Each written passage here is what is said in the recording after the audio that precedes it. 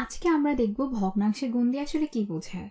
আমাদের গুণ করতে হবে 2/3 গুণ 4/5।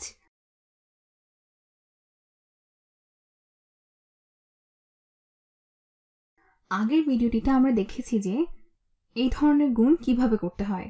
প্রথমে লব দুটোকে গুণ করতে হবে। লব দুটোকে গুণ করে ফেলি চলো।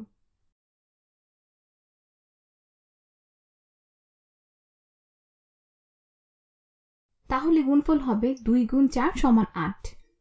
এবার হর দুটোকে গুণ করতে হবে। তাহলে গুণফল হবে 3 গুণ 5 সমান 15। তাহলে আমাদের লব হবে 8 আর হর হবে 15। এখন দেখতে হবে এই ভগ্নাংশটাকে আরো ছোট করে করা যায় কিনা। যেহেতু 8 আর 15কে কোনোভাবে কাটাকাটি করা যায় না, তাই 8/15ই হবে আমাদের উত্তর। কিন্তু আমরা এই যে গুণটা করলাম এর মানে কি সেটা বোঝার জন্য আমরা দুইভাবে বিষয়টা ভাবার চেষ্টা করব। 2/3 এই ব্যাপারটাকে একটি চিত্রের মাধ্যমে বোঝার চেষ্টা করি। একটু বড় করে আঁকি।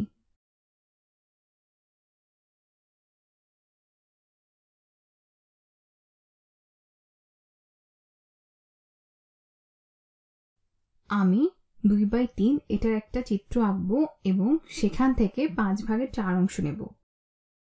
তো আঁকলাম। এটা হলো 1/3 আর এটা হবে 2/3। আর একটু ভালো করে আঁকি যেন তিনটা অংশই সমান মনে হয়। প্রায় হয়ে গেছে। আমার তিনটা অংশ আছে। আরেকবার আঁকি। তো এখানে আমি তিনটা অংশ এঁকেছি। 2/3 হলো এই তিনটা অংশের মধ্যে দুইটা।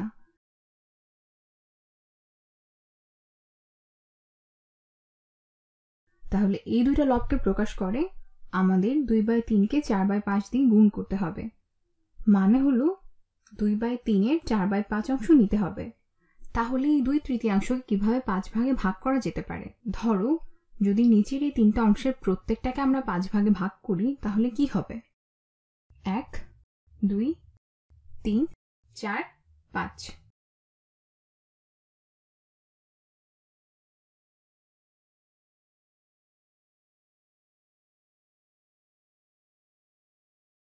এই অংশের 5/4 অংশ নিতে হবে। 5টা ভাগে ভাগ করার পর এখানে কয়টা অংশ তৈরি হয়েছে? এখানে আছে 1 2 3 4 5 6 7 8 9 10। একটা জিনিস মাথায় রাখতে হবে যে এগুলো কিন্তু প্রত্যেকটা 1/5 না। আমাদের আসলে আছে মোট 15 ভাগ, কারণ এক্ষেত্রে এই পুরোটাকে আমাদের বিবেচনা করতে হবে। এখানে দেখো 1 2 3 4 5 6 7 8 9 10 11 12 13 14 15। এই 15টা ভাগ আসলে কি? আমার প্রথমে ছিল 3টা ভাগ আর 3টা অংশ। সেখানে প্রত্যেক ভাগকে আমি 5 ভাগে ভাগ করেছি। তাহলে 5 গুণ আমার মোট অংশের সংখ্যা, 3 গুণ 5 সমান 15। এখন এই অংশটার 5/4 অংশ নিতে হবে। এই পর্যন্ত হলো 15/10 ভাগ। এটা হলো 3/2 এর সমান। এর 5/4 অংশ নিতে হবে। তাহলে বোঝা যাচ্ছে যে আমাদের এখান থেকে 8 ভাগ নিতে হবে। 1 2 3 4 5 6 7 8। তাহলে 15 ভাগের মধ্যে 8 ভাগ নিয়েছি, অর্থাৎ এটা হলো 15/8। আরেকভাবে এটাকে ভাবা যেতে পারে এই 5/4 অংশ নিয়েও আমরা কাজ করতে পারি। আগের মতো আবার একটা চিত্র দিয়ে বোঝানোর চেষ্টা করি। একটা বড় অংশ আগে আঁকি। এটা হলো একটা পূর্ণ অংশ। এখন এটাকে সমান 5 ভাগে ভাগ করি। 1 2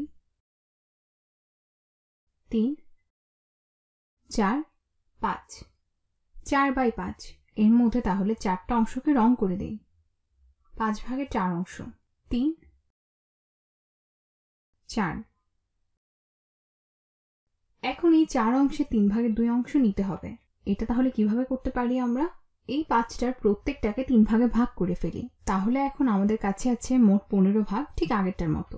1 2 3 4 5 6 7 8 9 10 11 12 13 14 15।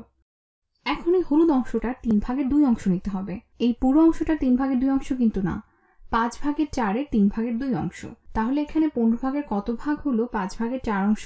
1 2 3 4 5 6 7 8 9 10 11 12। উত্তর হলো 12 ভাগ। 12 ভাগের 3 ভাগের 2 অংশ নিতে হবে, তাহলে আমাদের এখান থেকে 8 ভাগ নিতে হবে।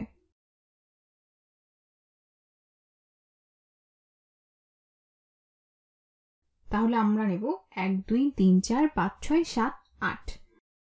আমরা পেলাম 8/15। তাহলে যেভাবেই করি না কেন উত্তর প্রতিবারই একই আসে।